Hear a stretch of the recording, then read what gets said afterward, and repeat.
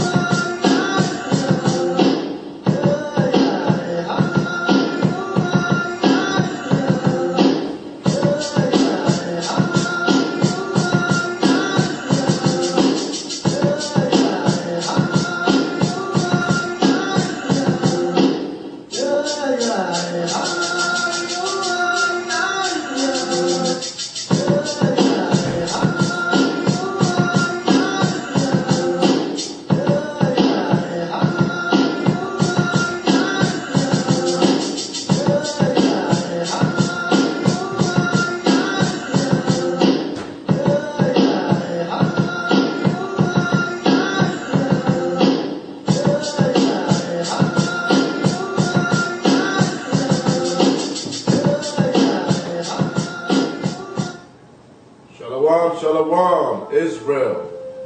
This is your brother Maharawchaa, YAHAWAH, House of Israel, Spirit of Israel Productions. We got next here to have our topic of this evening is Thanksgiving.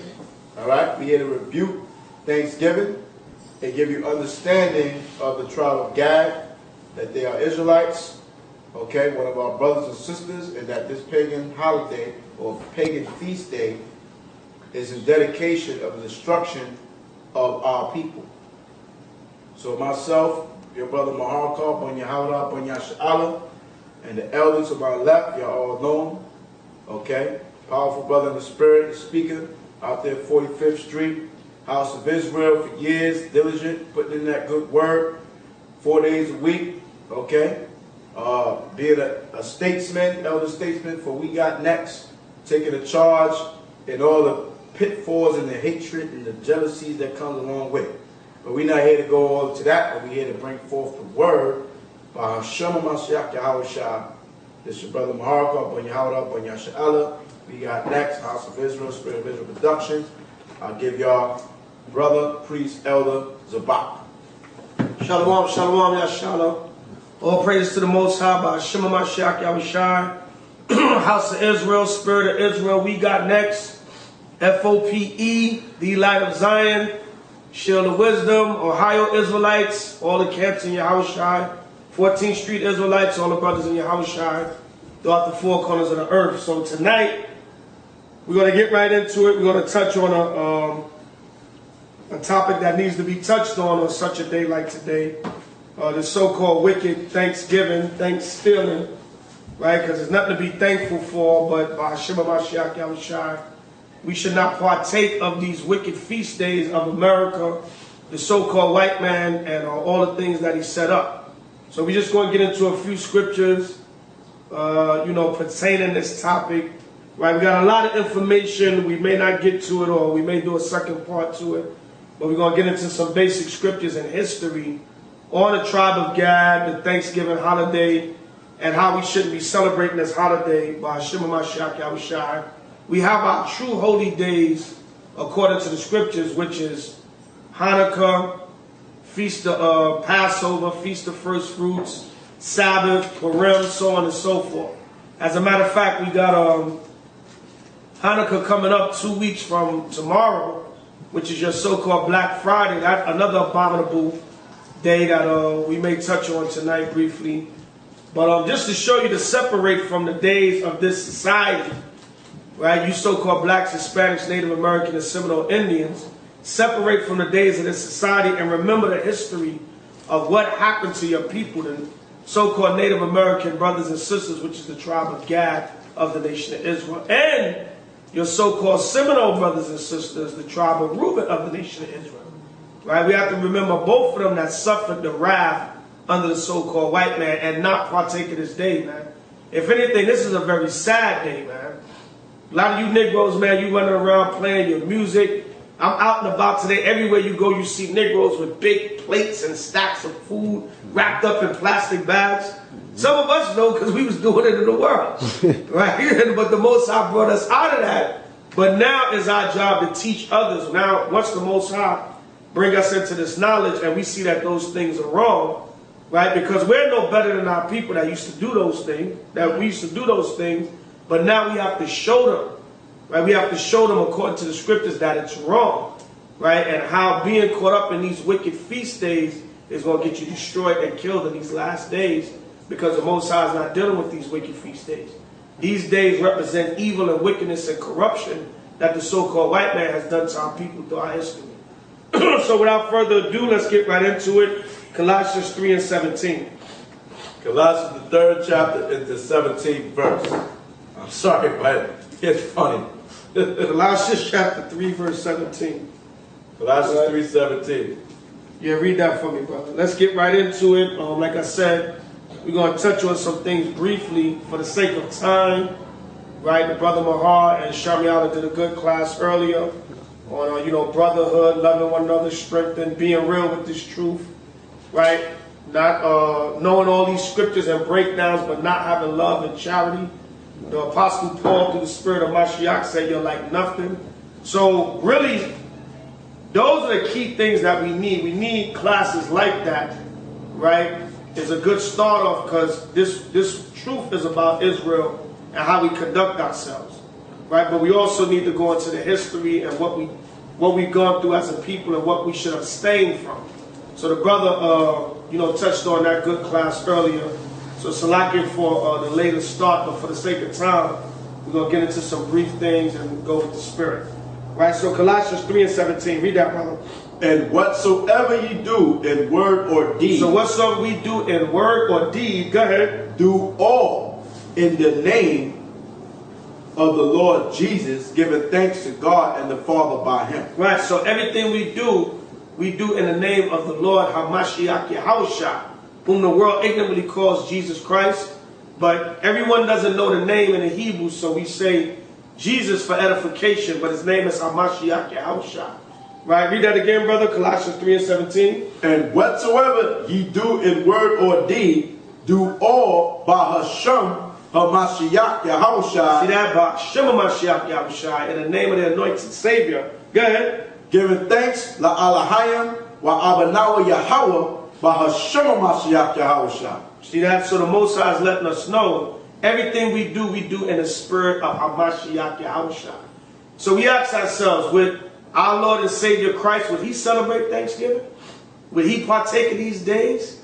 Right? Give me Amos, the 5th chapter and the 21st verse. That's what we're going to start with. Right? Would he keep this wicked feast day that commemorates the rape, robbery, murder, and slaughtering of our Native American brothers? Would he go back and say, on the first Thanksgiving, the Pilgrims and the Puritans sat down with the natives and they had a great feast? No. Right? The first Thanksgiving was set up, I believe, in 1637, where there was over 700 Pequot Indians slaughtered in Connecticut. And there was an Edomite by the name of John Endicott that set up a feast in commemoration of them over 700 Pequot Indians that were slaughtered in the state of Connecticut. So we're going to get into a little bit of all that history.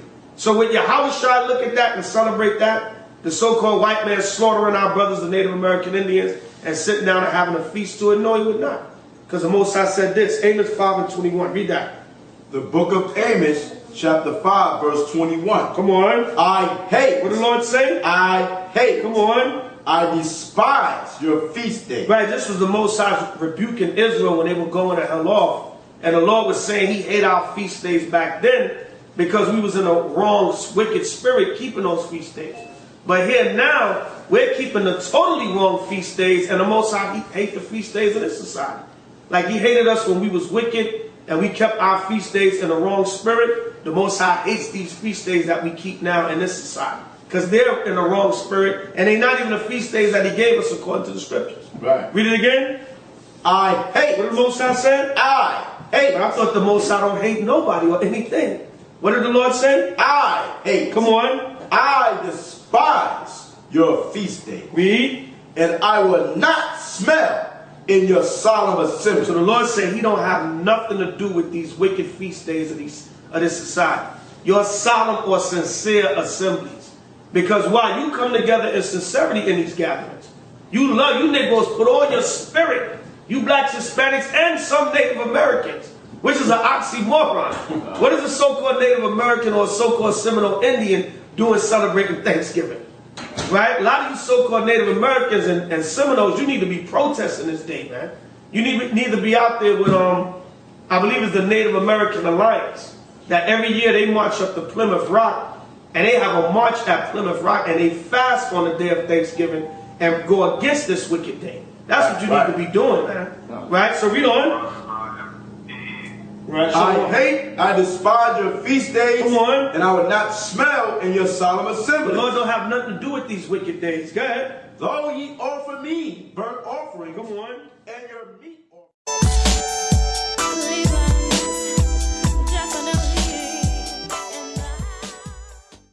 Cook all these strange meats, ham, pork, right, turkey. Even though turkey is a clean bird, but the turkey symbolizes the bodies of the Native American Indians, right? The stuffing represents their guts and the innards of the Native American Indians, and the cranberry sauce represents their coagulated blood, right? So the Most High said, what? Read 22 again. Though ye offer me burnt offerings. And your meat offering. Right, you can eat, like I said, turkey is a clean bird. When you read the Levitical law, turkey is one of the clean birds. You can eat that any day. You can eat that on a Thursday in August. Why does it have to be on this particular day that you Negroes engage in this feast that the so-called white man set up? Go ahead. I would not accept them. The Lord said what? I would not accept them. Yeah, a lot of you be praying over the turkey and the ham. You be holding hands around the table. Thank you, Lord, for this. For the great meal we're about to receive, and thank you, Lord, for all the blessings. Right. Some of you saying thank you because you didn't die in Hurricane Sandy. Right. Right? The Most High's judgment. Right? But a lot of you say these things, you praying over unclean foods and an unclean table. And a lot of you Christians are involved in that madness, man. Give me 1 Corinthians 10 and 20 real quick. We're going to go back and finish our Amos, but give me 1 Corinthians 10 and 20. You so-called Christians that claim you in the church and you love the Lord. You doing this in the name of the Lord, but you actually celebrating the rape, robbery, and murder and slaughter of your brothers and sisters, the Native American Indians. 1 Corinthians 10 and 20. But I say that the things which the Gentiles sacrifice, come on, they sacrifice to devils. So what? They sacrifice to devils. And I'm going to hit you with something. All them millions of Native American Indians, 77 million, 60 million, 90 million, whatever the different scholars give different numbers, but let's just say a massive amount of number of Native American Indians that was slaughtered on these different times that you slaughtered them. What did you do? That was a sacrifice to Satan that you so-called white people gave so you can take over this land of America, man. That's what that was. Read it again, brother. But I say that the things which the Gentiles sacrifice, come on, they sacrifice to devils. Go ahead. And not to YAHAWAH. Right, this is a satanic day because all it commemorates is the slaughtering of our brothers, the Native Americans. Right, go ahead. So-called Native Americans, the tribe of Gad, and the Seminole Indians, the tribe of Reuben. Right, come on. And I would not that ye should have fellowship with devils. Right, what are you doing fellowshipping with this day, man? You Negroes going out to see the Thanksgiving Day parade. You so-called Hispanics going out there. They said it was over 3 million people that went out and observed that parade today, man. That's ridiculous. And they showed the scenery. The camera panned down on 34th Street. A lot of you blacks and Hispanics was right in the crowd, man. Right? What are you doing fellowship with these devils, man? What are you doing commemorating and celebrating this wicked Thanksgiving Day? Why are you out there at the Thanksgiving Day parade? You shouldn't have fellowship with devils, man. That's a wicked, demonic Gentile sacrifice of Esau. They slaughtered all of our brothers, the tribe of Gad and Reuben, as a demonic sacrifice to Satan to celebrate them still in this land. Right? So go ahead. Ye cannot drink the cup of the Most High. Right, because a lot of you Negroes in these churches, you say you have the Most High. You say you celebrate the Lord. You have your communion every third Sunday of the month. You say you drinking the blood of Christ. You have your little crackers and your grape juice, and you imitate the Last Supper. Right? You say you partaking of the blood of the Lord and the body of the Lord, right? So how you going to drink the cup of the Lord? Go ahead. And the cup of death. Right, but then you go home that Thursday, probably right after Communion Sunday, and you have a Thanksgiving feast.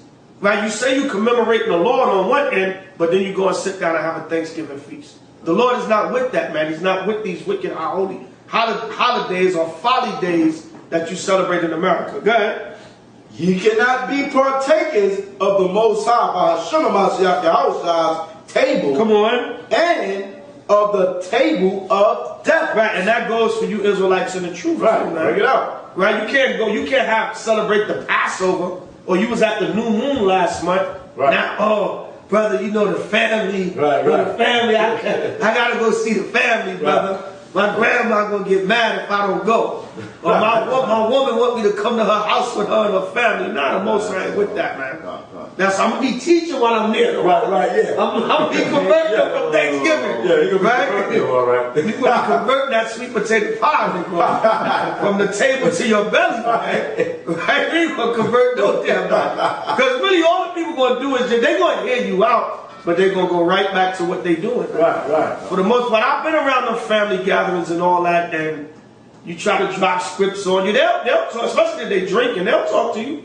Right, so you mean to tell me God only loves one people, and he gonna think we wrong for celebrating, we giving thanks? Right? They say all kinds of madness to you, but you can't do that, man. You can't partake of this truth of the Most High and partake of the table of devils. You got something? I was supposed to eat this neck bones Right. and greens. Neck bones and greens been good to me. Right, look at that, man. Damn. Body of the Native Americans, man. And the stuffing is their guts.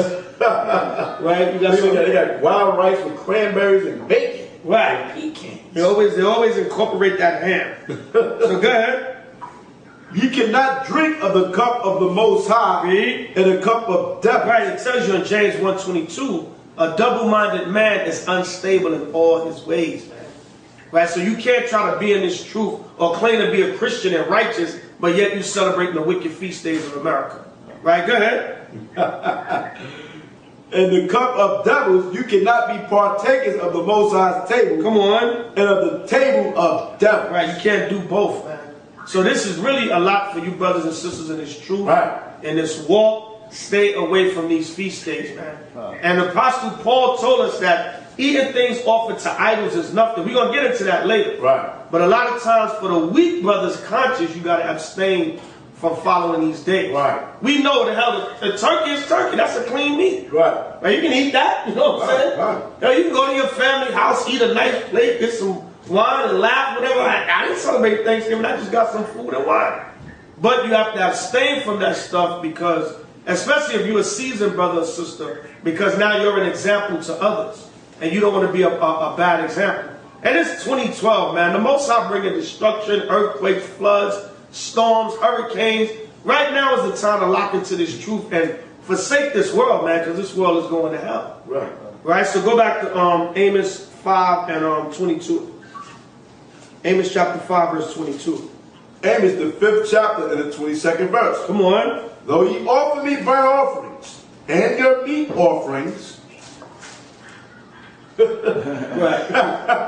I will not accept them. Right, we got visuals for you. Thank you. Right, I will not accept them. Come on. Neither will I regard the peace offerings of your fat beasts. Right, see that? So basically the Most High is not accepting your offerings of your different meats, your turkey, your fat pig, Right. your fat pork that you offer on that day. The Lord is not accepting these days. Go ahead. Take thou away from me the noise of thy song. Now you Negroes be jamming and having Thanksgiving songs. Step in the name of the Right? A lot of y'all pumping a little quick, getting a pre-start on the Christmas songs. Right. Right? chestnuts. Right? You getting a pre-start on the Christmas. The Lord don't want to hear that, man. You stepping in the name of love. Right? I want to thank you, Heavenly Father, for shining your light on me. All your old school classics. The Lord don't want to hear that, man. A lot of you got music blasting out of your house, chilling, jamming. Chilling right now. Right? Go ahead. For I will not hear the melody of thy vows. The Lord said he don't hear the melody of your vows, man. The Lord don't want to hear that. So we got to abstain from these days, Israel, because it's wicked, man. Go to St. Mark, the 7th chapter. Right? St. Mark, the 7th chapter. We got to abstain from this because YAHAWASHI spoke and told us what to follow and who to follow. The true holy days are written in the Bible. Like I said, 2 weeks from tonight, tomorrow, we got the Hanukkah feast coming up, man. The Feast of Dedication, where we rededicated the temple to the Most High after we defeated the Greeks. We can celebrate that. We don't need Thanksgiving. And that's a true festival of Thanksgiving. We'll go into that a little bit later if we have time. Let's go to Mark 7 and 7. The book of Mark, chapter 7, verse 7. Howbeit in vain do they worship me. See that? The Lord said, in vain you worship me. Go ahead. Teaching for doctrines the commandments of men. Right, you act like Thanksgiving got something to do with the Most High. Like the rape, robbery, and murder and slaughter of the Native Americans and the Seminole Indians, that got something to do with the Lord, man. That don't have nothing to do with the Lord. Right, go ahead. For laying aside the commandments of the Most High power. There's commandments of holy days in the Bible. Leviticus, the 23rd chapter. What's some more? The book of Esther, Purim, right? The book of the Maccabees, the Feast of Hanukkah. Even though we have holy days and festival celebration days, but our days are written in the scriptures.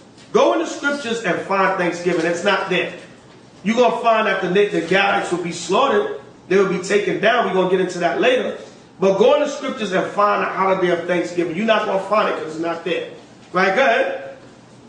For laying aside the commandments of the Most High power. The true holy days of YAHAWAH, our power, by MASHAYACH Yahushua. Go ahead. Ye hold the tradition. What is Thanksgiving? Ye hold the tradition. That's a tradition, man. That's nothing commanded by the Most High.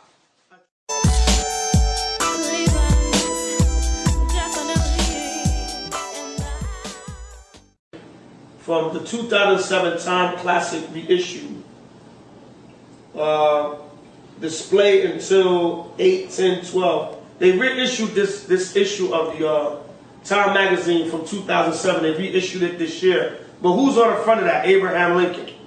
Right? This was the president that set up the holiday of Thanksgiving in 1863, I believe it was. He officially made the fourth Thursday of November to be Thanksgiving. And he did it in October, like a month before. The same day that Lincoln ordered Thanksgiving to be every fourth Thursday of November, he also ordered the slaughter of a group of Native Americans that same day. Right? The same day. Right? We got that on the video. I'm going to bring that out later.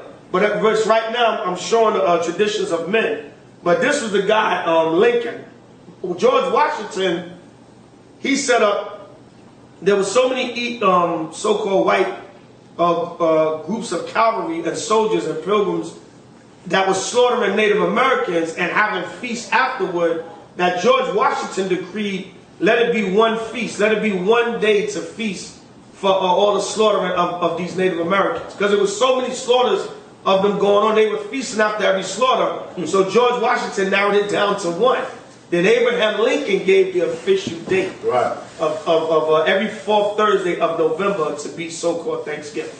So see how these guys, your founding forefathers, they're the ones that set up these wicked traditions of men. Go to Isaiah 10:1. Read that. Woe unto them. Woe meaning destruction. Go ahead. That decree unrighteous decree. See that's what he set up, an unrighteous decree. Right? How you going to set up the rape, robbery, and murder and slaughtering of the Native American and Seminole Indians, the tribe of Gad and Reuben, and have a celebration each year? A celebration each year for the slaughter of our brothers, man. And then on the day you set up the decree for every fourth Thursday of November, that same day you order the slaughtering of Native Americans that same day. Right, go ahead. I'll bring that out later. Go ahead. And that right grievousness, come on, which they have prescribed. Which they have what? Which they have prescribed. So that they right grievousness that they prescribed. Because they went out and slaughtered, raped, robbed, and murdered the Native American Indians and then set up a day. So there you go. And it's funny this year how the movie Lincoln just came out a couple of weeks ago. And it's funny how they put it right in time for the Thanksgiving season. Right a couple of weeks before Thanksgiving, you put out the movie Lincoln. Man, that's a slap in the face to the Native American Indians, man. To the tribe of Gad and the nation of Israel and the tribe of Reuben. That's just a slap in the face. You're going to put out a movie exalting this man and praising this man like 2-3 weeks before the so-called Thanksgiving. Because you proud so-called white man and the Lord going to destroy you. So go back to Mark 7 and 8. St. Mark chapter 7 verse 8. Chapter 7 verse 8. For laying aside the commandment of the Most High. Yeah, you put aside the commandment of the Most High. Like it tell you in Psalms the 50th chapter, man. Right? You lay aside, you put the Bible behind you, man. You don't judge the right causes of the Most High. Right? Come on. For laying aside the commandments of the Most High, ye hold the tradition of men. That's what Thanksgiving is, man. And all these wicked holidays, the tradition of men. Even though YAHAWASHI was talking to the Pharisees here, but that goes into this time also. Because a lot of our people, they hold the tradition of men as opposed to the tradition of the Most High. Go ahead. As the washing of pots and cups and many other such like things ye do. Right, so YAHAWASHI was rebuking the Pharisees. But even now today, even a lot of our Negro and Hispanic leaders, what do? They uphold the traditions of men. Right, they uphold these wicked holidays. They on the news and they on these different shows. Oh, happy Thanksgiving. Come get a Thanksgiving meal. But commemorate what these days symbolize, man. What they're all about is a wicked slaughter of our brothers, the Native American Indians. The tribe of Gad and the nation of Israel. So let's go to Genesis 49:19 now. Right. So let's say what they bring it out. Washing the pots, right? Every Thanksgiving you got your collard green pot. Right? You got your certain pots that you cook your food in, right? Every single year you break out the turkey pot, the turkey oven roaster pot that you use, your collard green pot, right? You bust out your best china, right? You go in and get the best china for the Thanksgiving, right? These are your traditions, man. Don't eat up that pot, that plate right there. That's for Thanksgiving. That's for the holidays. Good, okay? Good. Good. Just want to add on that one with that. Good, yeah, that's a good point, man, because it does, like I said, it does tie in today because, like the brother said, you got your special pot, got the big pot on the stove for the greens, got the special turkey pan, right, with the 2 handles on the side, big metal pan, make sure you get the handles on the side, get the cover for it, right, or you get the roaster.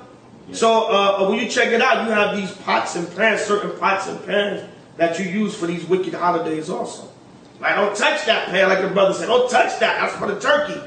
Right? No, you can't bake no roast in there. That's for the turkey. Right? I'm gonna clean that nice. That's ready to go in the oven tomorrow. Right? So go to Genesis 49:19.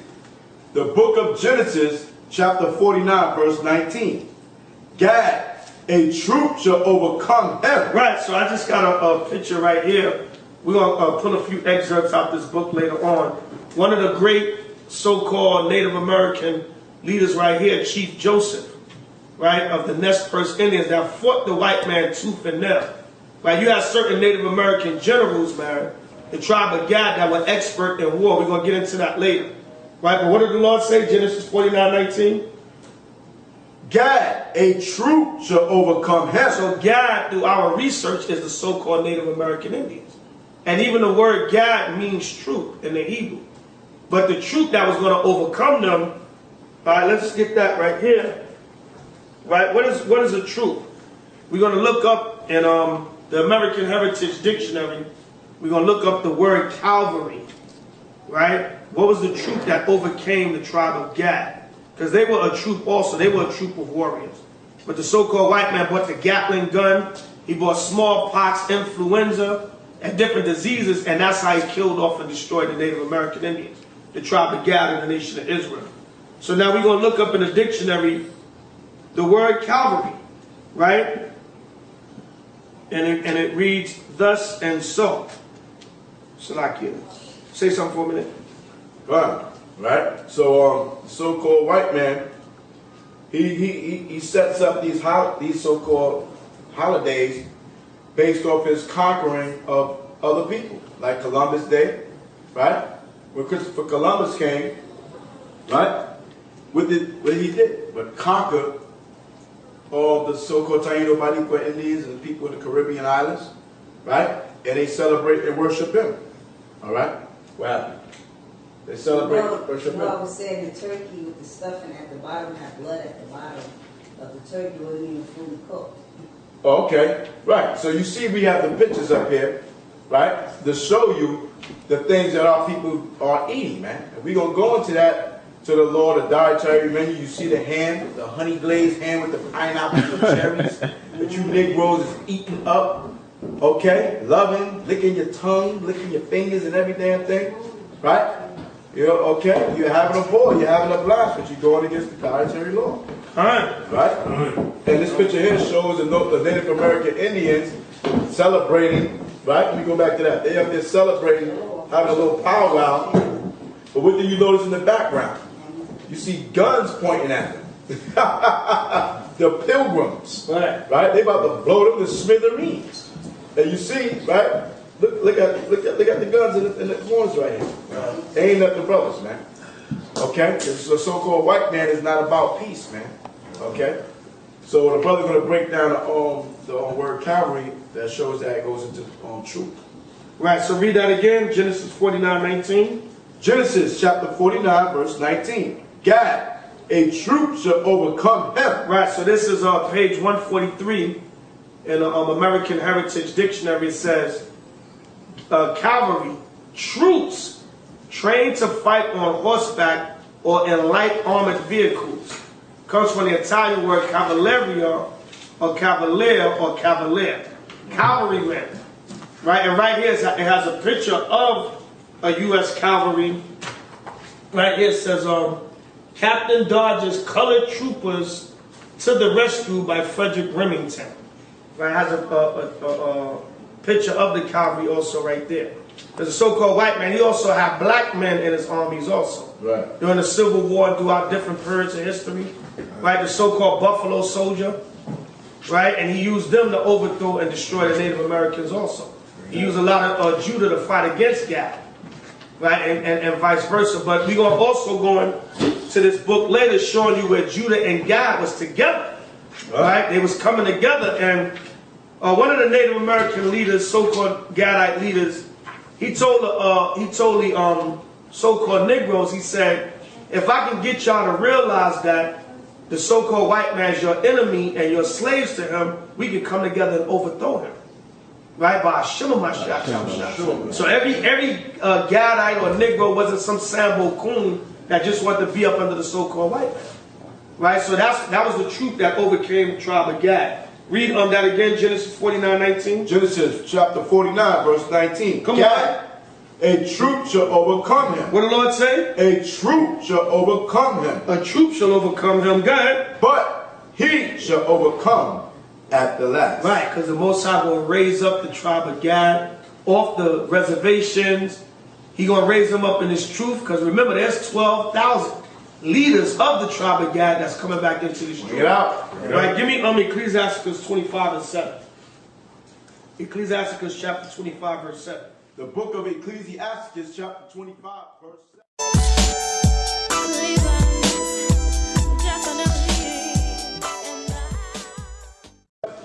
There be 9 things which I have judged in my heart to be happy. Read. And the 10th I will utter with my tongue. Read. A man that hath joy of his children. A man that hath joy of his children. Go ahead. And he that liveth to see the fall of his enemy. Right, that liveth to see the fall of his enemy. Because the Most High going to raise up the tribe of Gad. Now I'm going to read it again. It says, Gad, a troop shall overcome him, but he shall overcome at the last. So we're going to live to see our so-called Native American Gadite brothers rise up and get you so-called white people back and get vengeance on you for the evil that you have done unto them. Right, so let's get Deuteronomy 33 now. Get the next prophecy on Gad in Deuteronomy the 33rd chapter, and I believe it's the 20th verse. So all this is in the scriptures, man. We know who the tribes are. A lot of you say, oh, Native Americans are not our people. We're going to go in some of the books and show what even the so-called white scholars identified the so-called Native Americans as Hebrews, man. You're talking about they Chinese, and we're going to dispel that too. How they didn't come from the Bering Strait, and they're not so-called Chinese. But MASHAYACH, we're going to get into that. Right, so go to Deuteronomy 33, and you got something in that book? Yeah, yeah, I have to read this. Okay, Deuteronomy 33, and let's get 20. And of Gad he said, blessed be he that enlargeth Gad. Right, because the so-called Native Americans, they came over and they possessed this whole so-called U.S. now, man. As a so-called white man, you came and raped, robbed, and murdered, and stole this land from the Native American Indians, man. Right, the Lord said, blessed be he that enlargeth Gad. Because the Most High brought the tribe of Gad over here, and when you look on the ancient Native American, so-called Native American maps, you see the massive amount of land that the so-called Gadites had all over America, man. Now you so-called white people have took America, and you take all the citizens and pack them in cities, and take the tribe of Gad and pack them on a reservation. Man, they have plains and plains of land and field they were dwelling on when they came in this land, man. But you so-called white people, like the murderers and the thieves that you are, you came and raped, robbed, and murdered, and slaughtered them. Give me Micah 2:2. Right, hold Deuteronomy 33 and 20, and we're going to get Micah 2 and 2. Say it again, huh? You just bringing out something? Nah, you too wild, man. I was following you. They cover fields and take them by violence. All right. Give Micah chapter 2, verse 2.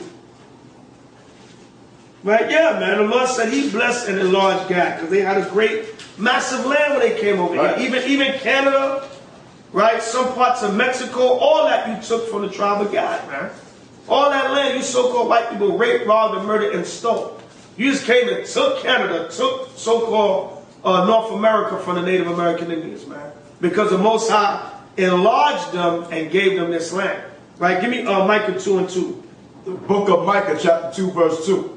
And they covet fields. Right, they covet fields. They lust after and desire fields, different parts and lands of the world. Go ahead. And take them by violence. And do what? And take them by violence. And that's exactly what you did. You came and raped, robbed, murdered, and slaughtered the so-called Native American. It tells you that in this book. It tells you about the Trail of Tears.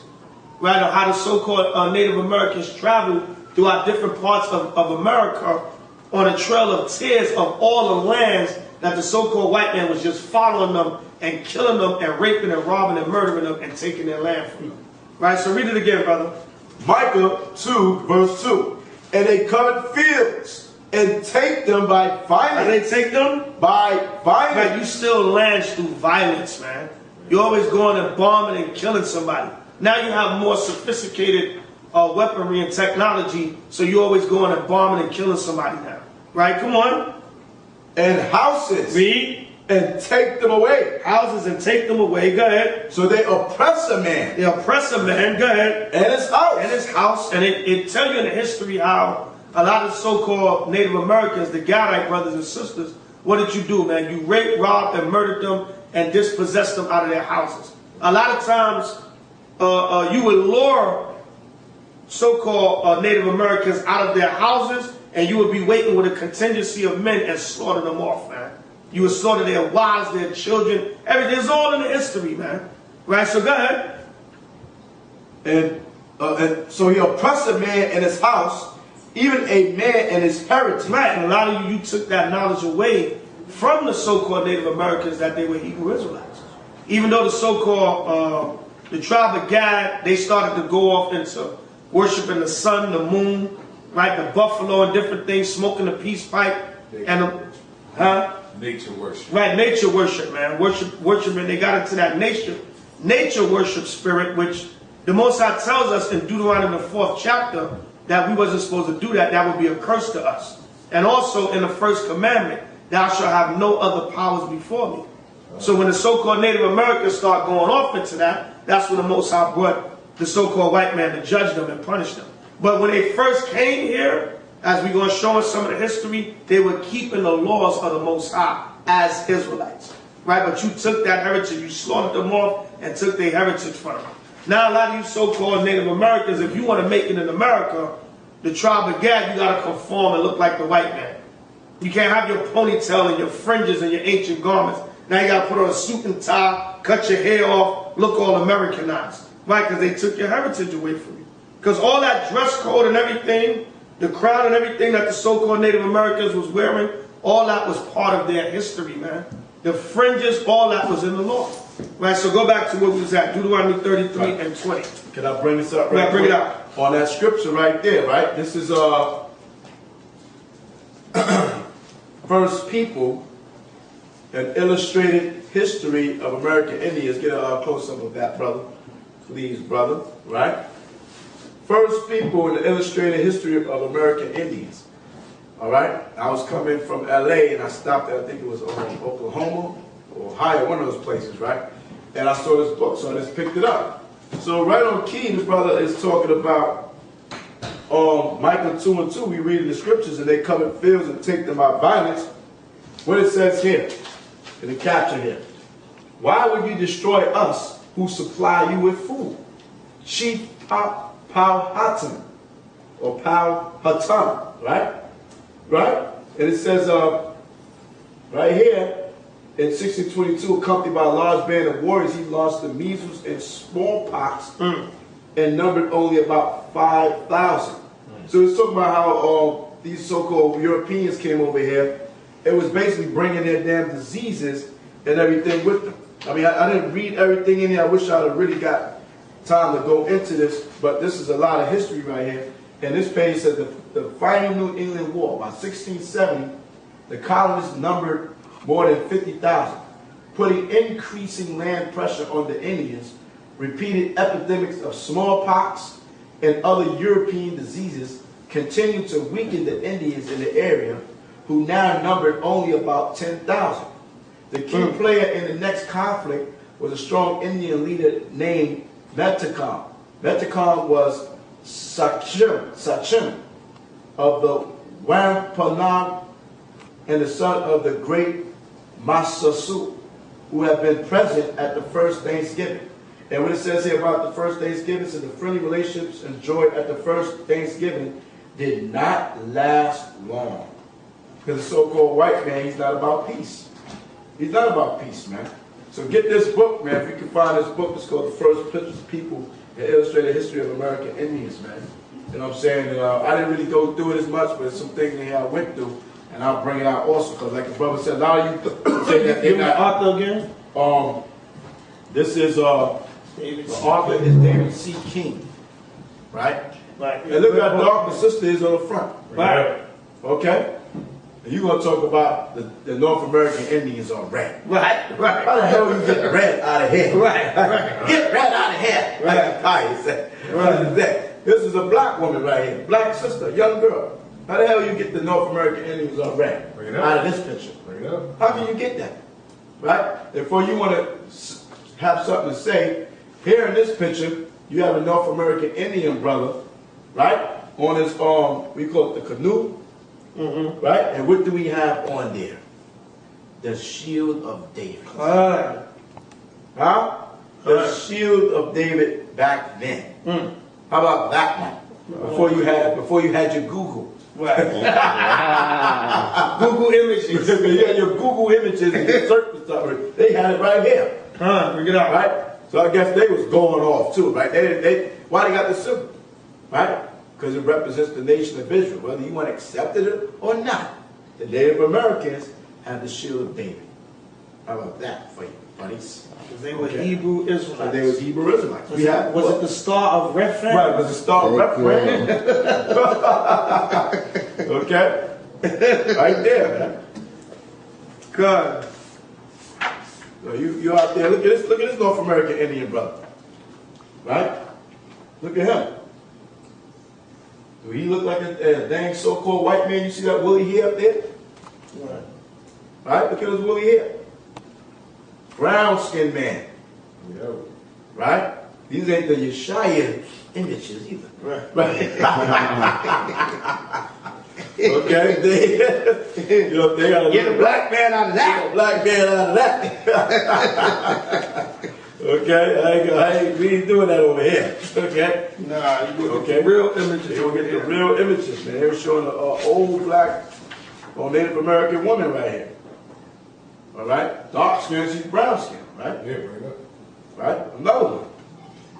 Right? All through this book, man, got a lot of good images in this book, but the first page of the whole book is a very, look at the images here. The Gad on this page. Yeah. Look at the images here.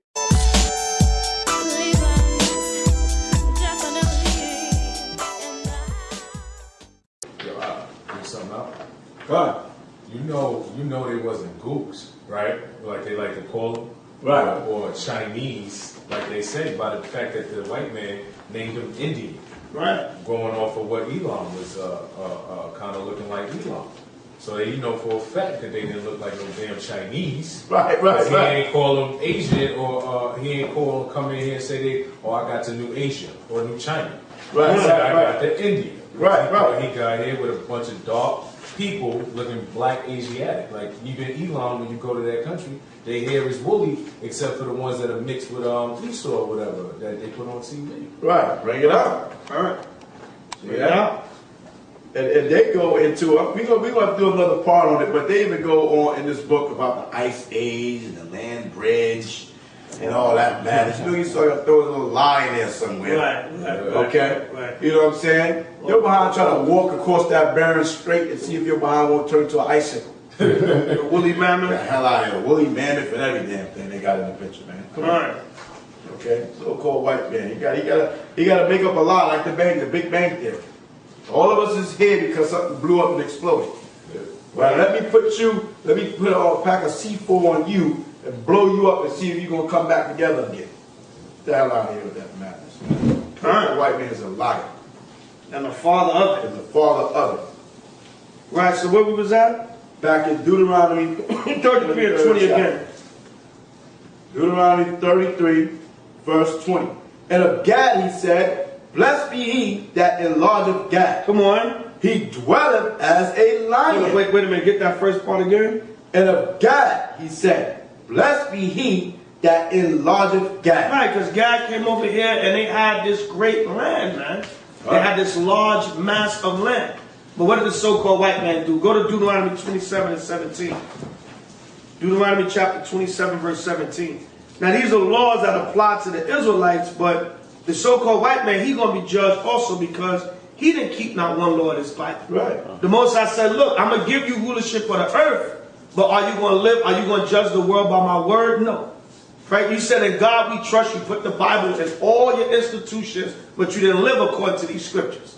Right? So you was a hypocrite. The Lord said, all right, I'm going to give it to you. I'm going to give you rulership, and I'm going to give you the Bible. Let's see what you're going to do with it. And what did you do? You didn't keep not one law in this Bible, so-called white man. You raped, robbed, murdered, and slaughtered. So go to Deuteronomy 27 and 17. The book of Deuteronomy, chapter 27, verse 17. Cursed be he that removeth his neighbor's landmark. Right, see that these laws mainly apply for the children of Israel, but it's universal law.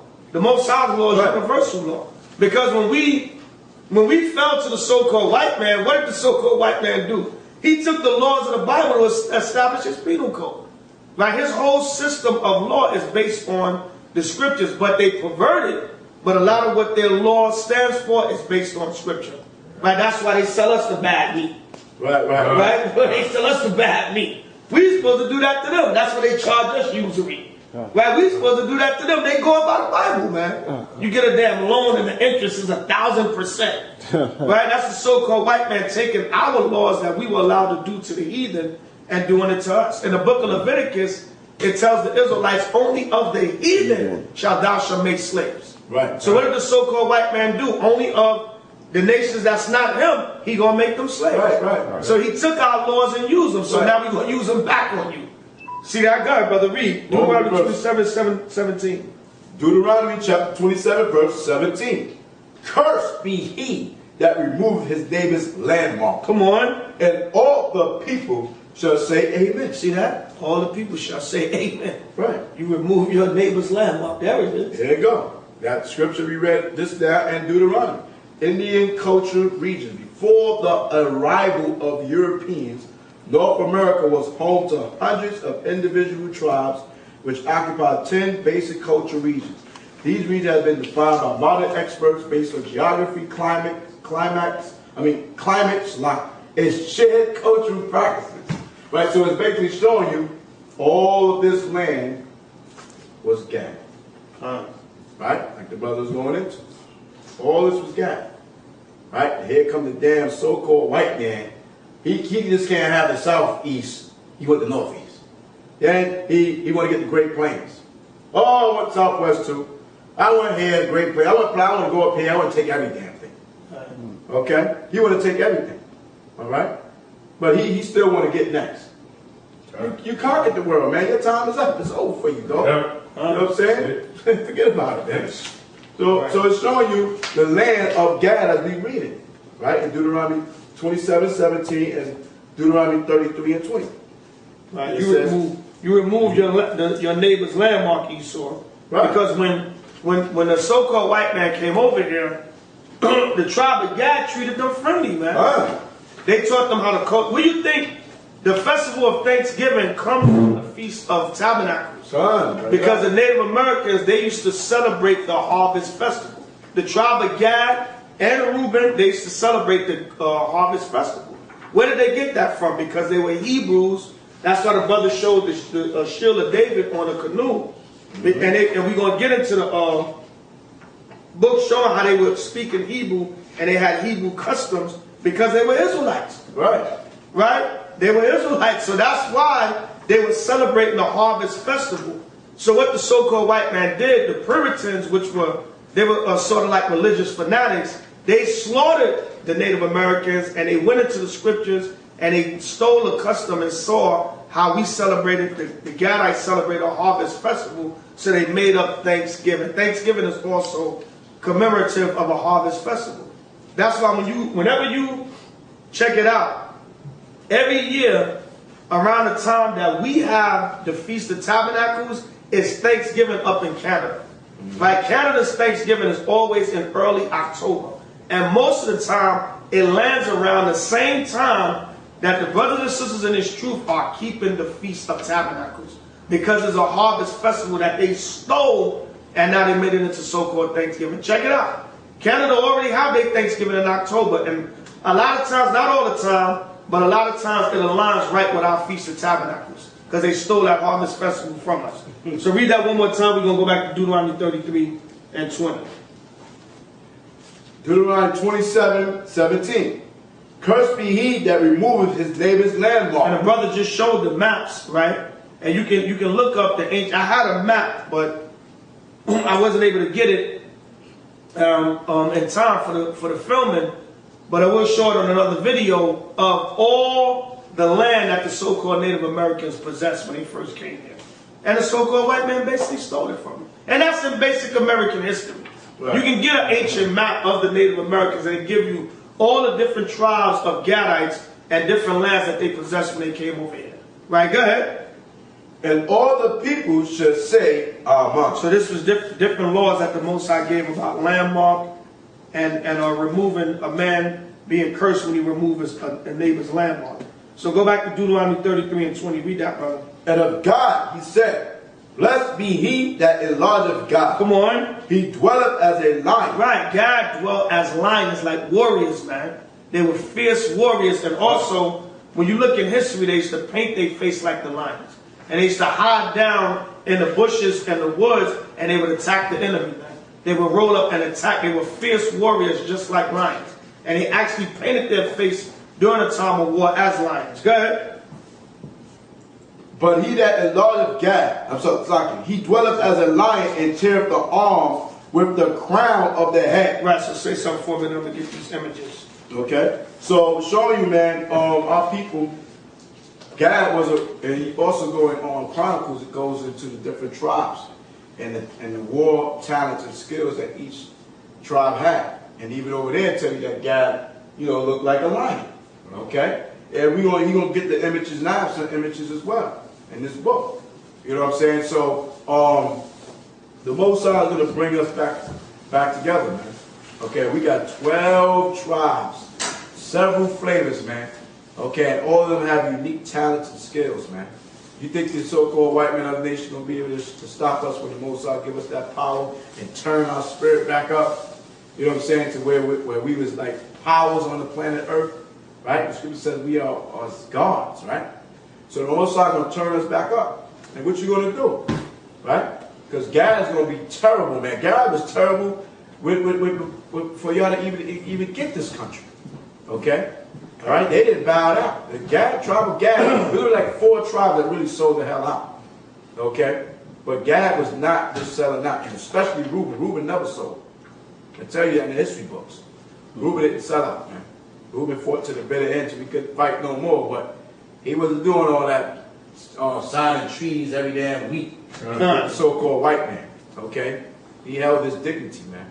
Okay, you got your images? Right, yeah, this is that book, An Illustrated Early History, America, An Illustrated Early History by Time. Now, it's some other pages I got in here. I'm going to find those in a minute. But right here, I want to go to page 82 and 83. Now, notice one thing right here.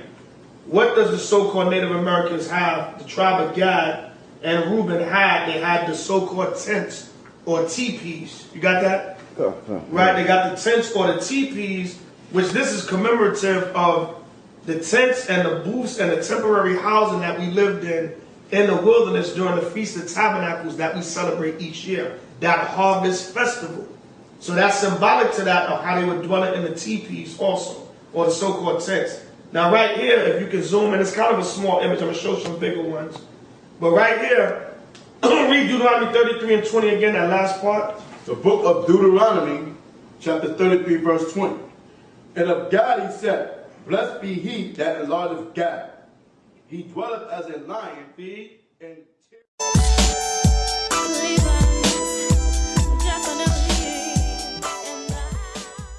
the arm with the crown of the head. What are the so-called Native Americans famous for also?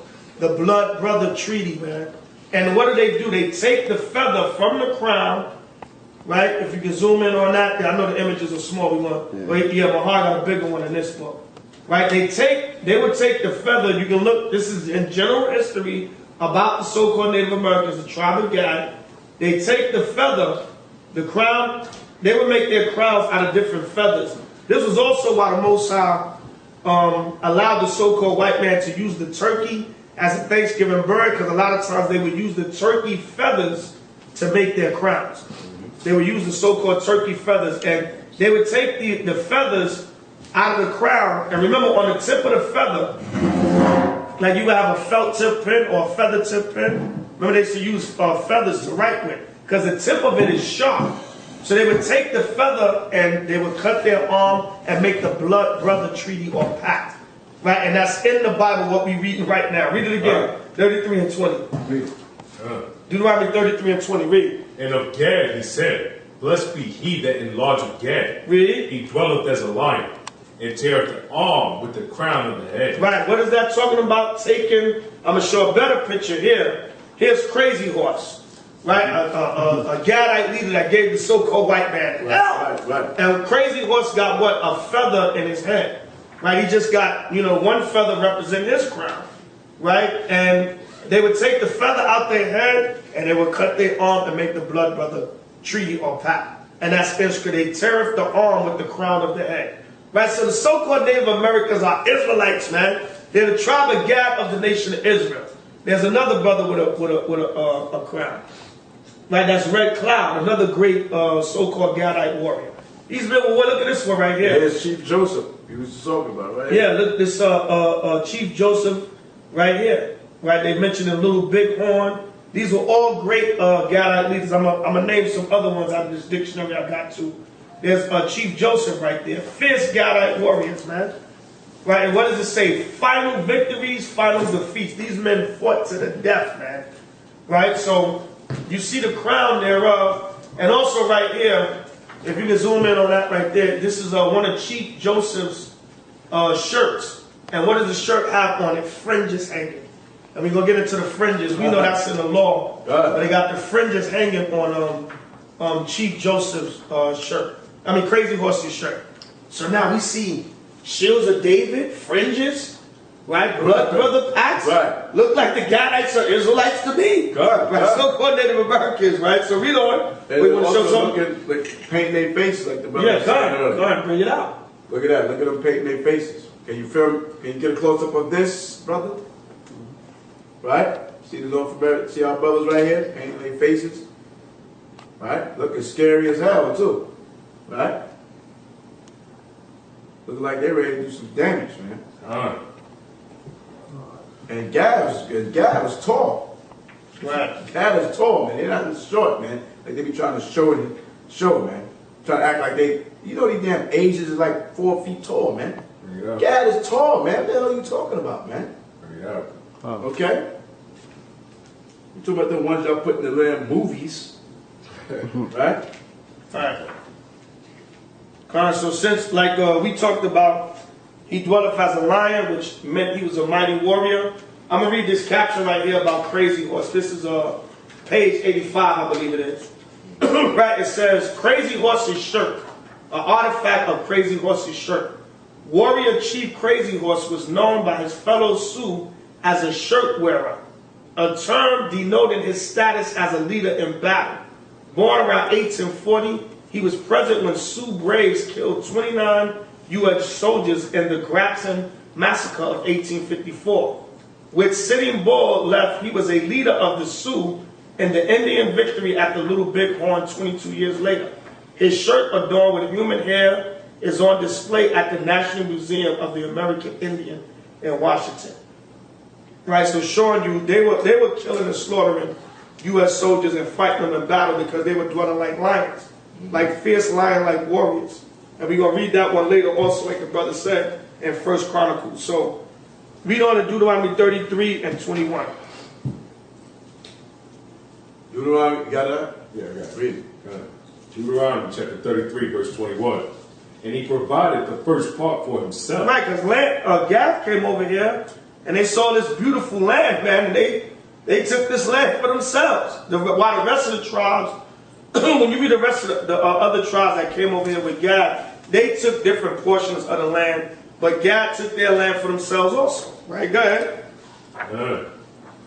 Because there, in a portion of the lawgiver, was he seated. Was he what? Was he seated. So now I need history of the American Indian. But I need that book. I got to bring out a point on that verse right there. That precept you read right there. So now, Mahar, elaborate on something. I'm going to find this page in here. That goes into when it says there in a portion of the lawgiver was he seated. Now we're going to get something out of this book that explains that. Right? History of the American Indian. Great book. Excellent book. Right? Going into the history of the so-called Native American. This book single-handedly proves that the tribe of Gad are the so-called Native American Indians, and they are Hebrew Israelites. Now read that part again, Razawan. Good. And he provided the first part for himself. Come on. Because there, in a portion of the lawgiver, was he seated. Right. When a portion of the lawgiver was he seated. Now, who were the lawgivers of the Most High? The Mosaic law was given to Moses, and it was given to the Levites to teach to the rest of the nation of Israel. And when you read all throughout Genesis to Deuteronomy, mainly Exodus, Leviticus, Numbers, Deuteronomy, it tells you about the Levitical laws and the customs that was given to the priests of Israel. But this book is going to tell you how the tribe of Gad, when they came over here to America, they were emulating the Levites and the Mosaic customs and rituals back from ancient Israel. This is History of the American Indian by James Adair. I'm going to read page 88 and page 84. Right? And it says, the Mosaic ceremonial institutions are acknowledged by our best writers to represent the Messiah. They understood. The tribe of Gad understood the Messiah. Right? Get St. John 10:16 real quick. St. John chapter 10 verse 16. So the tribe of Gad, the Native Americans are Israelites, man. Yeah. The Reubenites, Seminole Indians are Israelites, man. Stop the madness. You got all these wild videos on YouTube. Those are not our people. Right? Those are Asians. Those people. And how can those people with slanted eyes and straight hair be our people? But we're going to show you images of black Indians. Right? MASHAYACH. That don't have no chinky eyes and straight hair. Right? We're going to show you images of them in this book and go into how they were fighting with Judah. They were putting Judah. They were putting Gadite clothing on Judites and setting them up as kings and warriors amongst them. Because they knew we were the same people. Right? So now, it says, give me St. John 10:16 real quick. St. John 10:16. And other sheep I have, which are not of this fold. So where was YAHAWASHI? He was telling the Jews, the southern kingdom in Israel, that other sheep, he was talking about the other 10 tribes that was on this western hemisphere. What did YAHAWASHI say? And other sheep he said, other sheep I have, go ahead. Which are not of this fold. And that's not talking about the Gentiles and the other nations. He was talking about the Israelites that was scattered abroad. The northern kingdom. Right? The other so-called Israelite foreigners or strangers or northern kingdom that was scattered abroad on this western hemisphere. Read on. The other sheep I have, and other sheep I have which are not of this fold. Come on. Them also I must bring. Then what? Then what I what? And them also I must bring. That's why the so-called Native Americans, they understood about the Messiah. That's where you get the Book of Mormon from. So-called false prophet John Smith claimed the Book of Mormon was revealed to him one day and God called him to be a prophet of the Lord. You so-called white men are not no prophets of the Lord. And the Lord ain't revealed a damn thing to you. Right. I got to get my YAHAWAH on, right?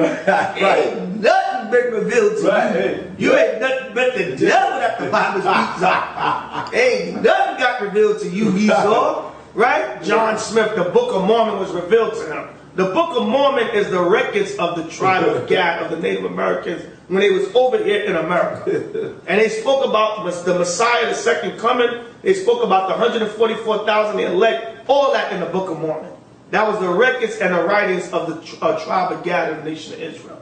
Right? And they knew about the Messiah. So read that one more time, St. John 10:16. And other sheep I have, which are not of this fold. So YAHAWASHI said, other sheep I have. Remember, the sheep is the nation of Israel. Right, Matthew 15:24. Right, Matthew 15:24. Jeremiah, what, 50 and 16? Or 50 and 6, I believe it is. Right, go ahead. Them also I must bring. He's talking about the other tribes that were scattered over here. Come on. And they shall hear my voice. Read.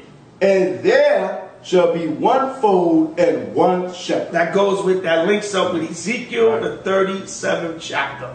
When the Most High said he's going to take the stick of Joseph and the stick of Judah and make them one stick. By MASHAYACH. That goes with Ezekiel 37 and St. John 10:16. The Most High said he's going to bring the two kingdoms back together again because we were split up. You have remnants that still followed the Messiah, but he said he was going to bring us back. So now this is History of the American Indian, page 88. The Mosaic ceremonial institutions are acknowledged by our best writers to represent the Messiah under various types and shadows. In like manner, the religious customs of the American Indians seem to typify or imitate the same. According to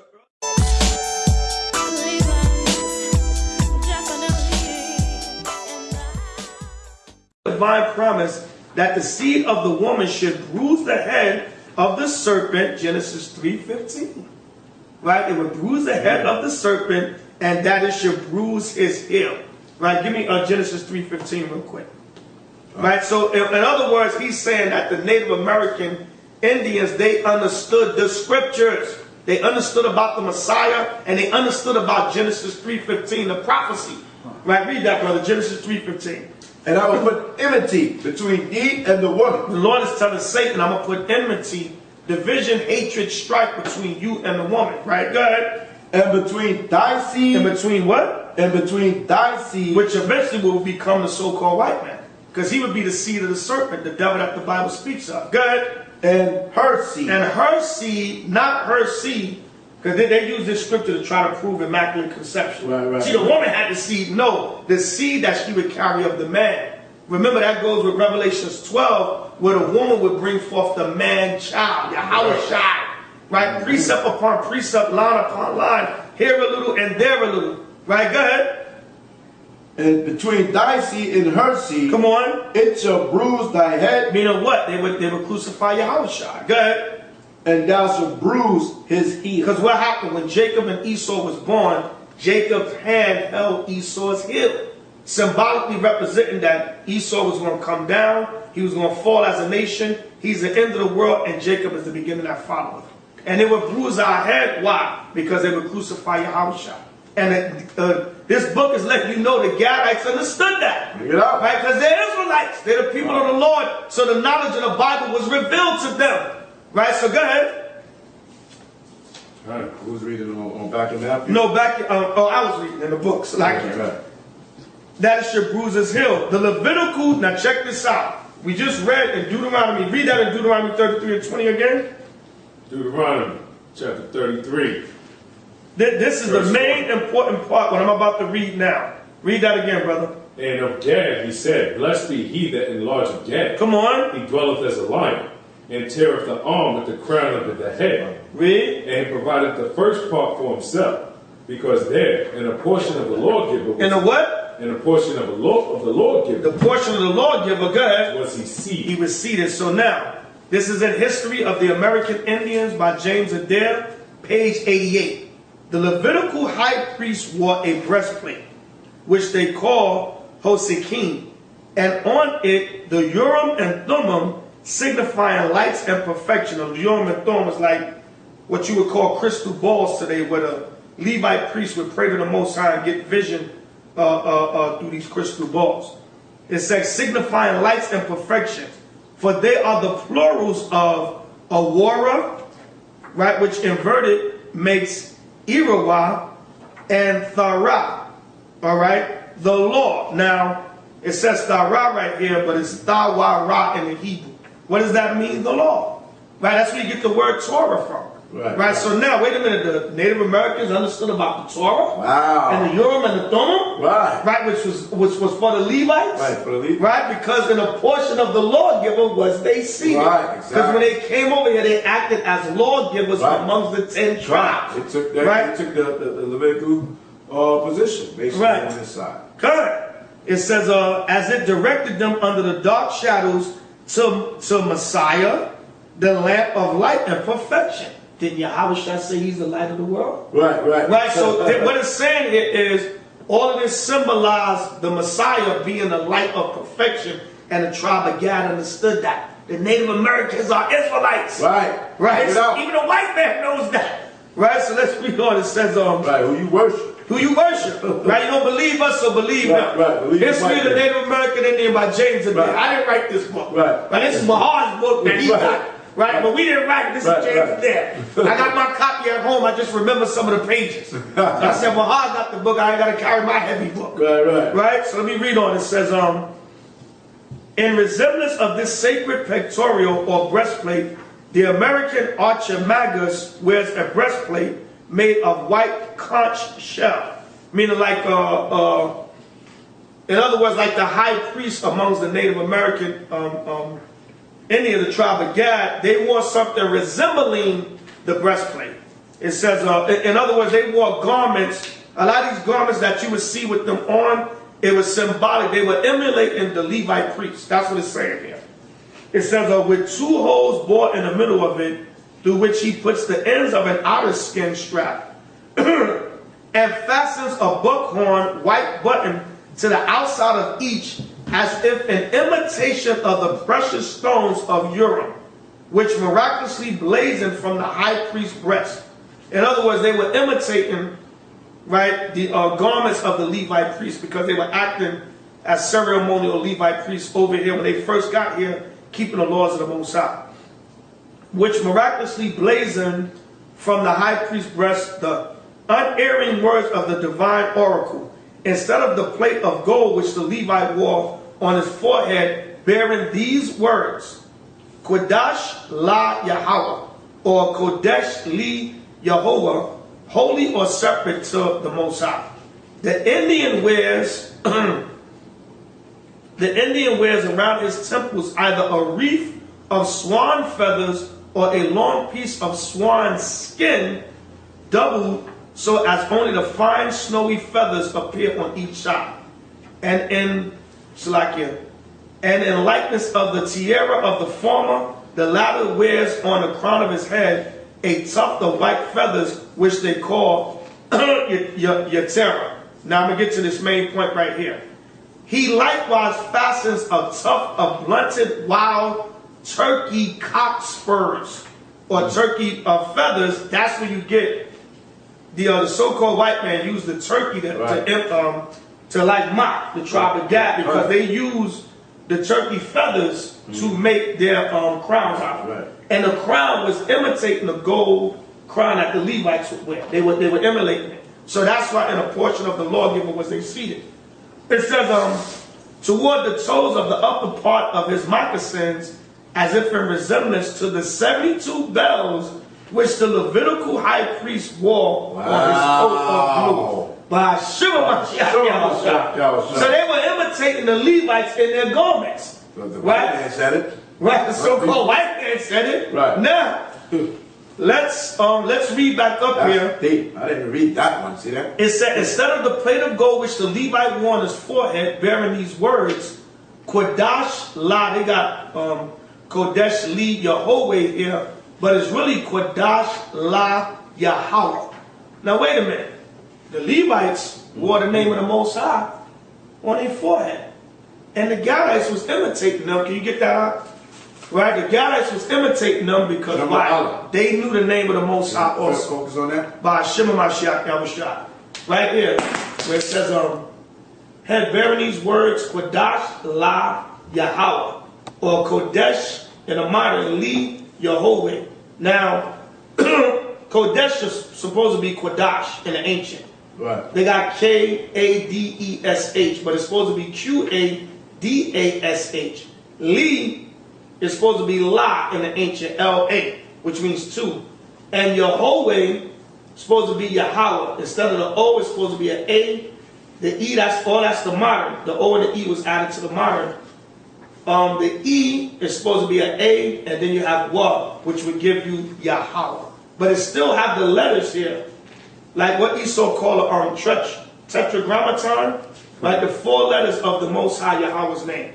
Now give me Exodus 3. No, matter of fact, let's not get the name yet. I just want to show that. Zoom in on that. Right? Where it says Kodash la Yahawah, which was written on the priests. But Gad was imitating that in their crowns because they understood the name of the Most High, and that the Most High was holy. Right, and sacred, and that it meant holy or separate or sacred to the Most High, to Yahawah. It says to God here, but to Yahawah.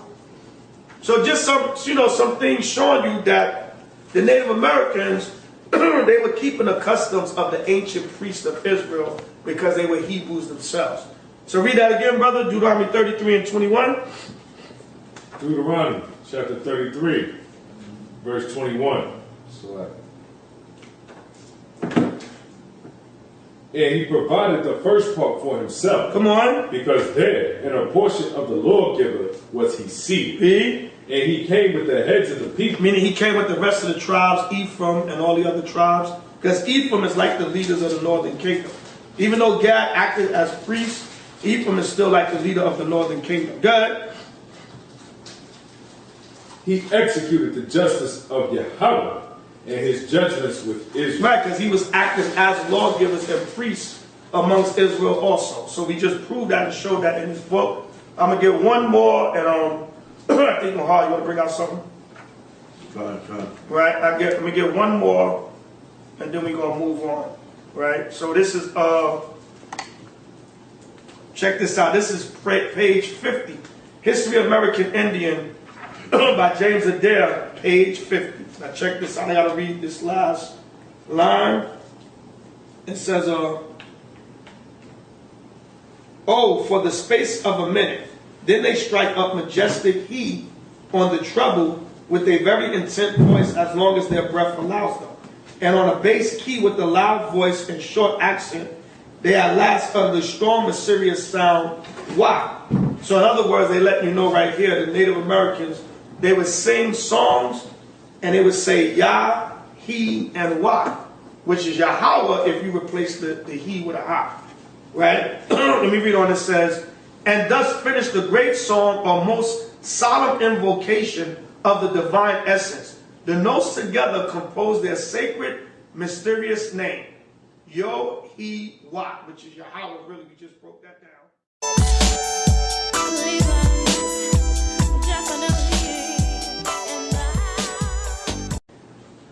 That this seems to be the true Hebrew pronunciation of the divine essential name, Yahawah. Jehovah will appear more obvious from the sound they seem to have given their characters. So let you know right there, again, they knew the name Yahawah. Just a different pronunciation, but they knew the name Yahawah. And they knew, and right here Esau calls it Jehovah, but we know that's a perverted or Americanized or English version of Yahawah. Right, by MASHAYACH. Right, so they knew the Most High's name. Right, so say something for me. Let me get this scripture in Genesis. God, man, when you start doing your research and start looking up all these different things, I mean, it's crazy how this as we going through it, and I'm going through this book, I'm seeing everything that's being mentioned in the Bible, right? Correlate with these history books, man. Okay? All we gotta do is just seek and we shall what? Find, man. Okay? Everything is here right before your face, man, as long as you're on the right path. Okay? We got the Hebrew alphabet right here. We got the alphabet of the Cherokees right here. Right? And I want Zabach to take a look at this right quick, and while I bring out this other point, and he can relate that to the language. They got the dial there. Okay, Carl. They got the Hebrew alphabets there. Okay? And I have a book here also. I know we might still want to be up in there. Lost Tribes and Promised Lands by Ronald Sanders. Right. Okay? This book is be dropping some bangers too. Okay? Let me read a couple of them for you while you get that. Page 364. Right? And it says on page 363, a lost tribe discovered in New York. Right?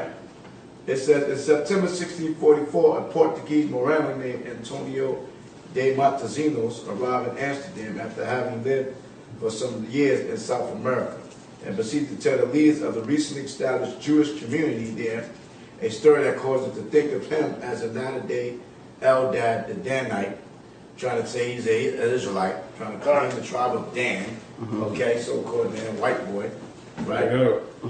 Okay.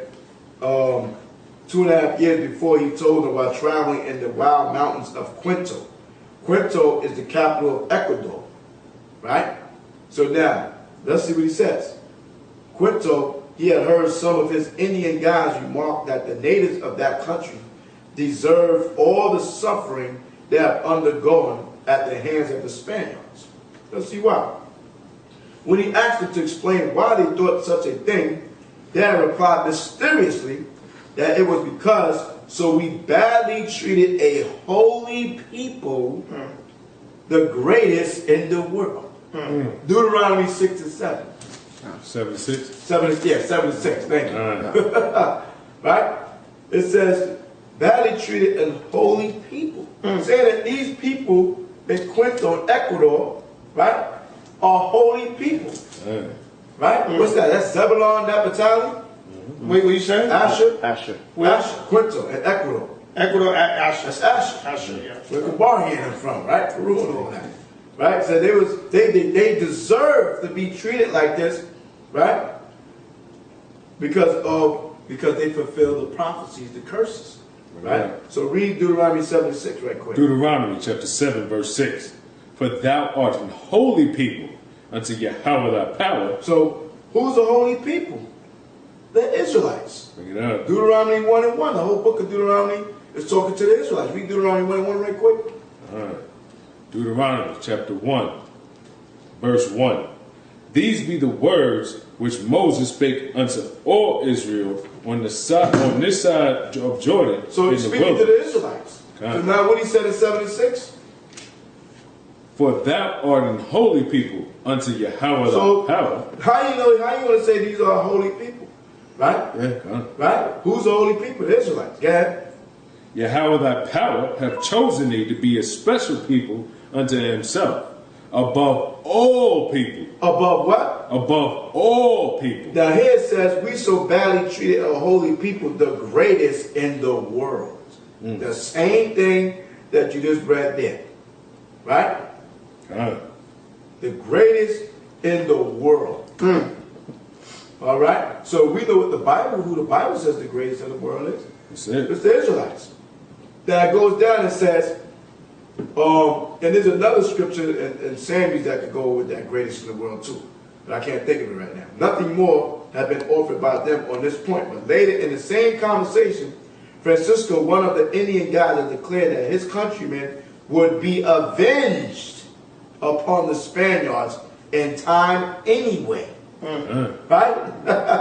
Troops shall overcome them, right? Bring it up. By means of a people now hidden. So who the hidden ones? Psalms 83. Right? Psalms 83 talks about the hidden people. When we finish 7 and 6?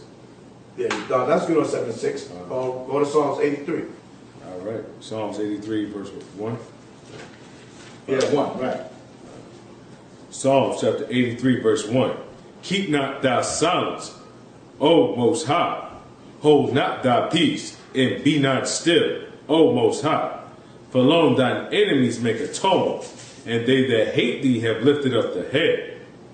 They have taken crafty counsel against thy people, and consulted against thy hidden Consult ones. against who? Thy hidden It ones. says here, by means of a people now hidden. Now let's see who the Bible said who are these hidden ones. Let's read it.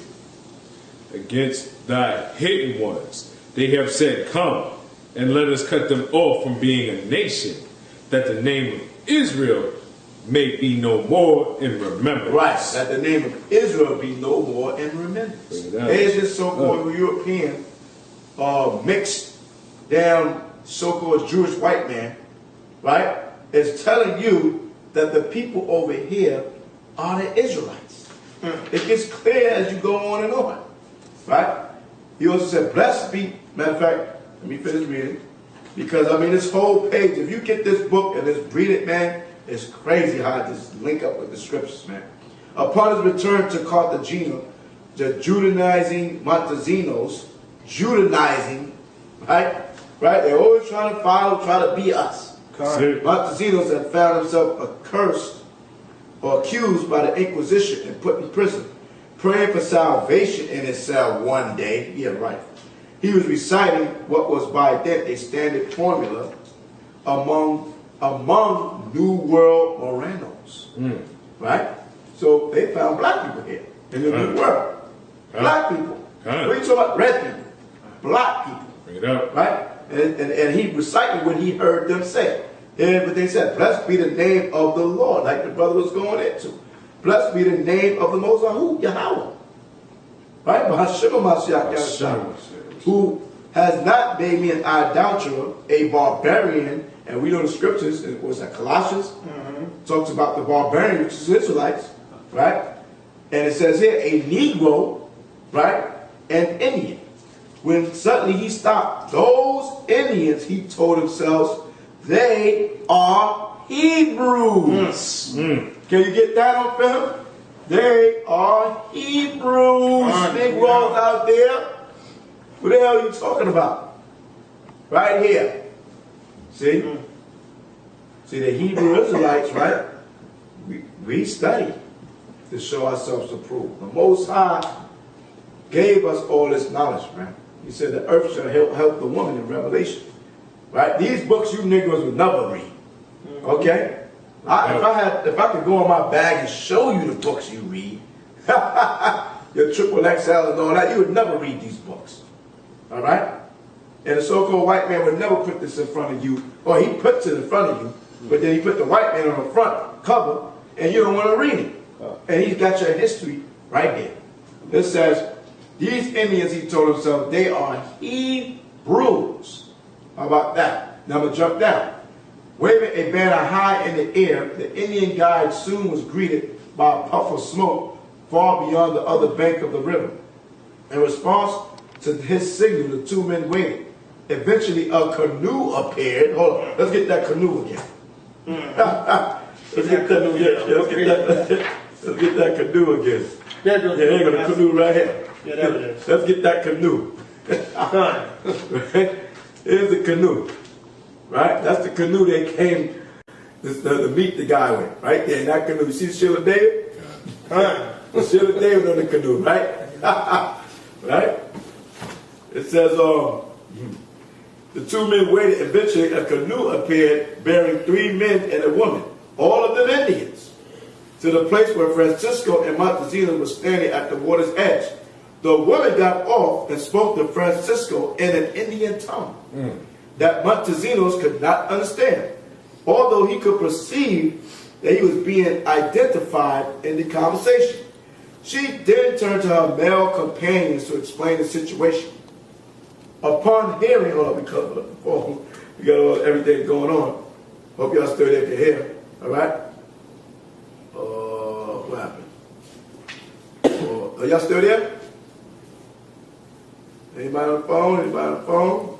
Disconnect. Let me get rid of that right there. Oh, we been off. Oh well, SHAM. Well, I'll go back. Okay, what else is that right here? It says, she then turned to her male companions to explain the situation. Upon hearing her words, they rose, went over to Montesinos, and to his utter astonishment, said, Shema Yasharallah.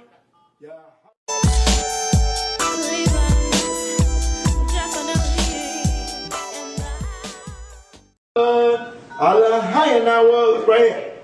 Shema, Yisrael, Adonai, Elohim, Adonai, Akkad. That's Shema, Yasharallah, Yahawah, Elohim, Akkad. And it has here English translation. Hear, O Israel, the Lord our power, the Lord is one. What is that? Deuteronomy 6:4. They had recited in Hebrew the fundamental credo of Judaism. For you Negroes that want to argue that the Native Americans are not Israelites. Right? It says a brief conversation then ensued in their common ancestral tongue. According to Montesinos, whose fluency in it is almost as perplexing to the reader of his narrative as is that of his 3 mysterious new companions, they told him that they themselves of the tribe of Reuben, and that the tribe of Joseph, which is Ephraim and Manasseh, so-called Cubans and Puerto Ricans, live on an island nearby. Right? So now, where they was at, they was over there in Ecuador, down there. Right? So they over there already on the Caribbean coast over there. Right? So he said that the 3 tribes, Reuben, Ephraim, and Manasseh, lived on the island nearby. How about this one? Francisco told Montesinos all he knew about these people from his own traditions. His ancestors, to their eternal shame, had indeed made war on them and persecuted them. Deuteronomy 28. Right? Leviticus 26. You know. only the sorcerers of his tribe have perceived that they were a special people. Deuteronomy 7:6 again, brother. Deuteronomy chapter 7, verse 6. For thou art an holy people unto YAHAWAH thy power. YAHAWAH thy power hath chosen thee to be a special people. What? To be a special people. A special people? Right here in the Bible, in this book here. He said only the sorcerers of his tribe have perceived that they were a special people. Talk about like the priests. The priests, they call them sorcerers. Right? The priests. Right? And have given warning that they should be left alone. The power of these children of Israel is the true power. Right here in the book. Said the Hebrews, then they went straight to say Israel. Okay? The power of these children of Israel is the true power. They had said, and everything inscribed on their tablets is true. At the end of days, they will be lords of all the nations of the earth. One nation will come bringing many things to this land, and after we have all been provided for, these children of Israel will go forth from where they now are and reign over the whole earth as they once did. Can't get around that. And we can get all the scriptures, but wow, it's right here. I mean, they're telling you right here. Right. We got next. Right. It's the Lord's tribe in promised lands. Right. It probably costs $1 million now. I don't know. It's 900. Right. How much it costs now? $900. 900. Right. You probably can't get the book now. Right. I got the book for like what, $70? Right. Okay. Maybe you might find it cheap. Okay. But see, now they know that we discovered this history. You gotta get it on a Nook or something. Right. Okay. So they want to raise up the price because the little Negro won't spend no $900,000 on a book. Right. Okay. Right. Unless it's damn triple XL. They spending it on Esau's college book or something. Correct. They use their financial aid on that. Yeah, that was heavy right there. That was heavy right there. You can't get around that. Let me get a few more on this name. You got something else to bring up? Yeah, they have something here. Let me see page 86. Check that. You go there. All right, hold that. Go to Genesis 22 and 14, Razawan. Now let me read this again, this caption again in page 50 of History of the American Indians. I'm going to breeze through it. It says, that this seems to be the true Hebrew pronunciation of the divine essential name, Yahawah or Jehovah, will appear more obvious from the sound they seem to have given their characters, the Yod, He, Wah, or Yahawah or Jehovah.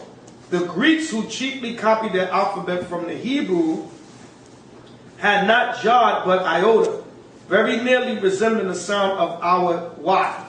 The ancient Teutonic and Sclavonian dialects have Ya as an affirmative and use the consonant W instead of V. The high importance of the subject necessarily would lead these supposed red Hebrews, now, there they go with that line with the red Hebrews again, right? But we know we're going to cut that later on with this black Indians, hidden heritage. Because the so-called Native American Indians, the tribe of Gad and Reuben, were different shades of brown. They were dark-skinned people, different shades of brown. Right? I got the call open. Right? It says red Hebrews, when separated from other people in America, to continue to repeat the favorite name of God, the Most High, YAHAWAH, according to the ancient pronunciation. The ancient pronunciation would be Yahawah. Right? So now, go to Genesis 22:14. Genesis chapter 22, verse 14. And Abraham called the name of that place. Right, this is where Abraham was going to sacrifice Isaac. So he gave a name to that sacred place. This is all these landmarks that we need to be visiting in Israel and different things like that. Because Esau still got a lot of these places marked. Right, so go ahead. I'm going to read it as written, okay? Well, we had go ahead. Yeah. Read it as it's written. Genesis 22:14. And Abraham called the name of that place Jehovah Jireh. Right, Jehovah Jireh, which means the Lord will see or the Lord will provide. Because remember, the Most High provided a ram instead of Abraham sacrificing his son Isaac. right? The Lord providing a ram. He just wanted to test Abraham's faith. Right, go ahead. As it is said to this day, in the mount of YAHAWAH it shall be seen. So that sacred place where Abraham was going to sacrifice Isaac is known as Jehovah Jireh, or the Most High will provide. Right? But we know in the Hebrew, that's supposed to say Yahweh. But we know the scholars that translated the Bible know the name of the Most High. That's where they got it written, Jehovah. But if you read in the Hebrew, it's going to say Yahweh, just like you have in this book. That this seems to be the true Hebrew pronunciation of the divine essential name, Yahweh or Jehovah. Got it right here in this book. Now go to Psalms 83. Bring it out. Go to Psalms 83. And Wake up, everybody. 83 and 18. Get right to the point. Psalms 83, 18. Psalm chapter 83, verse 18. That men may know that whose name alone is Yahweh. Come on. Art the most high over all the earth. Read it as it is written. That men may know that whose name alone is Jehovah. Come on. Art the most high over all the earth. So the scholars Esau in this book letting you know that name, YAHWAH, which is really supposed to be Yahweh or Jehovah, the so-called Native Americans knew that name. The red Hebrews, which we're not red. Esau is red. With different shades of brown. The Gad is different shades of brown. Right. Now, contrary to the uses of all ancient heathen world, the American Indians not only named the Most High by several strong compounded appellatives expressive of many of his divine attributes, meaning, in other words, the Most High got different titles. He was called the Great Spirit, right, and different things by the tribe of Gad. Right. But likewise say Yah at the beginning of their religious dances with the bowing posture of body. Right? Yah is short for the Most High. Then they sing yo-yo, he, and repeat those sacred notes on every religious occasion. The religious attendants calling to Yah to enable them to humbly to supplicate seems to point to the Hebrew custom of pronouncing Yah, which likewise signifies the divine essence or the Most High. It is well known that what sacred regard the Jews had to the four-letter divine name, so as scarcely ever to mention it but once a year, when the high priest went into the holy sanctuary at the expiation of sins, meaning the Day of Atonement. Might not the Indians copy from them this sacred invocation? Their method of invoking God in a solemn hymn with that reverential deportment and spending in full breath on each of the two first syllables of the awful divine name have a surprisingly analogy to the Jewish custom, and such as no other nation or people, even with the advantage of written records, have retained. So God was emulating that same Jewish festival or custom of uttering the name of the Most High, and also saying Yah. Go to Psalms 83 and 4 now. Psalm chapter 83. No, Psalm 68 and 4, Salakia. Psalm 68 and verse 4. So let you know, Gad had the name of the Most High. MASHAYACH YAHAWASHI, can't get around it. Psalm chapter 68, verse 4. Come on. Sing unto the Most High. Sing praises to his name. Extolled him that rideth upon the heavens by his name, Yah, and rejoice before him. See that by his name, Yah. We know it's written Jah, but there's no J in the Hebrew, so it's supposed to be Yah. By MASHAYACH YAHAWASHI. So all that is in the scriptures. God knew the name. Now just get, to put the icing on the cake, Exodus 3 and 14. Right, so they... This mountain. And Moses said unto God, Behold, when I come unto the children of Israel, and shall say unto them, The God of your fathers hath sent me unto you, and they shall say to me, What is his name? What shall I say unto them? And God said unto Moses, I am that I am. And he said, Thus shalt thou say unto the children of Israel, I am hath sent me unto you.